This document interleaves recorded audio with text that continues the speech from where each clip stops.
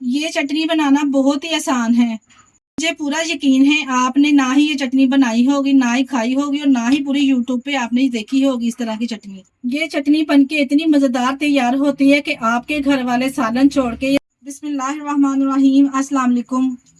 मेरे प्यारे प्यारे व्यूवर्स, उम्मीद करती हूँ सब खैरियत से होंगे, खुशहाल होंगे।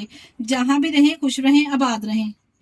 आज आप लोगों के साथ ऐसी रेसिपी शेयर करने जा रही हूँ, पुदीने की हरी चटनी, जो गर्मियों के लिए बेस्ट रेसिपी है और हाजमेदार भी है, जिसके बहुत सारे फायदे हैं।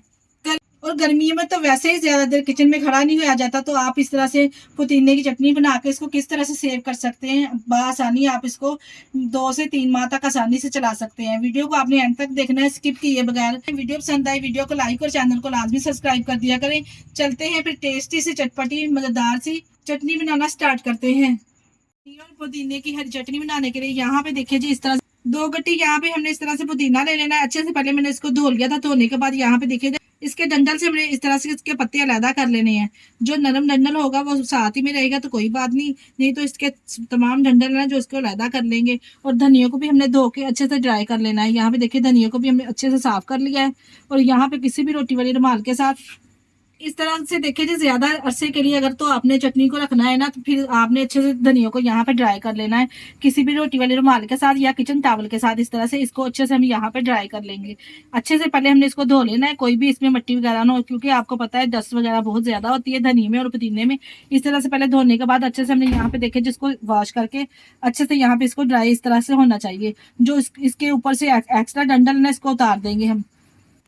1 पाव यहाँ पे मेरे पास सब्ज मिर्ची है, डंडी के साथ अच्छे से हमने इसको धो लेना है इस तरह से। इसको भी हमने सेम प्रोसेस के साथ इसी तरह से अच्छे से ड्राई कर लेना है तमाम सब्ज मिर्च को। यहाँ पे देखिए जी, इस तरह से मैंने अच्छे से सब्ज मिर्चों को भी ड्राई कर लेना। और जो हमने पुदीना धो के रखा ना, उसको भी इसी तरह से हमने सेम प्रोसेस के साथ अच्छे से ना इस तरह से ड्राई कर लेना है। धनिया को भी खुशक करने के बाद यहाँ पे वाला इसका रफ पार्ट है, इस तरह से हम इसको निकाल देंगे। थोड़े थोड़े से हम डंडल इसके साथ ही रहने देंगे। वो इस तरह से चटनी में साथ में इस्तेमाल करेंगे ना, तो बहुत ही ज़बरदस्त और टेस्टी चटनी बनके तैयार होगी। और इस तरह से इसकी कटिंग कर लेंगे। रफली से हमने इसको कटिंग करना है, क्योंकि हमने इसको यहाँ पे चॉपर में तैयार करना है, इसलिए ज़्यादा बारीक कटिंग करने की भी ज़रूरत नहीं है आपको धनिया के। ये लीजिए, इस तरह से तमाम धनिया की कटिंग हमने कर ली है। यहाँ पे जो यहाँ पे इसके साथ मैंने थोड़े बहुत इसमें डंडल शामिल किए हैं। यहाँ पे इसको इसलिए शामिल किया जाता है क्योंकि जो चटनी हम तैयार कर रहे हैं, इससे जो इसकी हरियाली है वो बरकरार रहती है।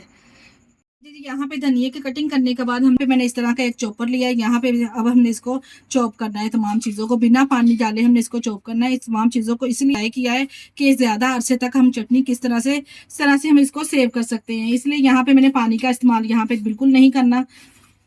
अब जो हमने पुदीना ड्राई करके रखा था, ये देखिए कितनी अच्छी तरह ये ड्राई हो चुका है। इस तरह से पत्तियां ड्राई होने के बाद खिली खिली सी होनी चाहिए, बिल्कुल भी इसमें पानी नहीं होना चाहिए।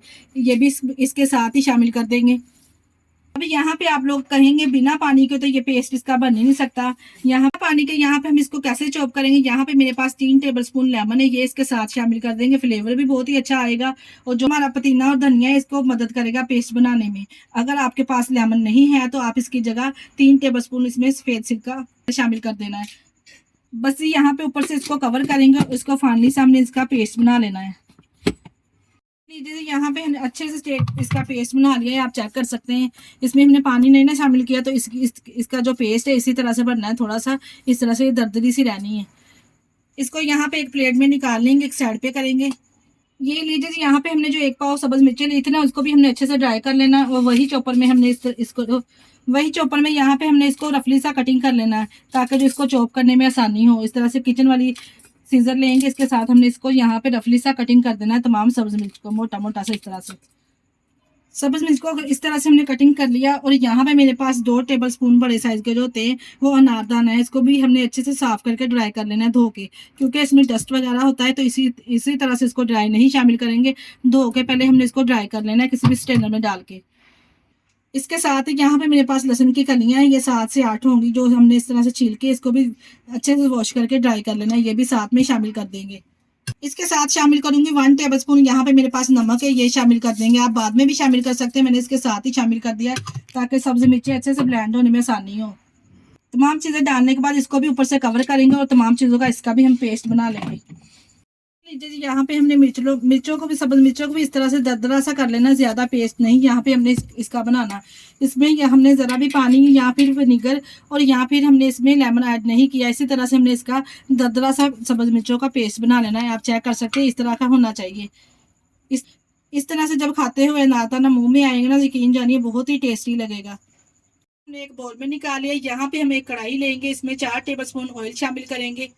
जैसे ही ऑयल हल्का सा गर्म हो जाएगा तो इसमें मैं हाफ टी स्पून, मेरे पास साबुत सफेद जीरा है, ये ऐड कर देंगे। जीरे को हमने थोड़ा सा कड़कराना है। यहाँ पे जैसे जीरा अच्छे से कड़करा जाएगा तो फ्लेम को हमने बंद कर देना है। जो सब्ज मिर्चों का हमने पेस्ट बना के रखा था, एक बाउल में शामिल कर दिया था, इसमें हम शामिल कर देंगे इसको। ऑयल को शामिल करने के बाद हमने जो पुदीना और धनिया की चटनी बना के रखी ना, वो अभी हमने इसमें शामिल नहीं करनी। जैसे ही हमने इसमें गर्म ऑयल शामिल किया ना, जब ये ऑयल इसमें ठंडा हो जाएगा सब्ज मिर्चों का पेस्ट, तो फिर हमने इसमें पुदीना और धनिया की चटनी शामिल करनी है। लीजिए जी, हमने 5 से 10 मिनट के लिए इसको पंखी के नीचे रख दिया था। ये रूम टेम्परेचर पे आ चुकी है। चटनी को ठंडी अच्छे से हो चुकी है। अब हम इसमें शामिल करेंगे पुदीने की और धनिया की चटनी जो हमने बना के रखी थी, इसमें शामिल कर देंगे।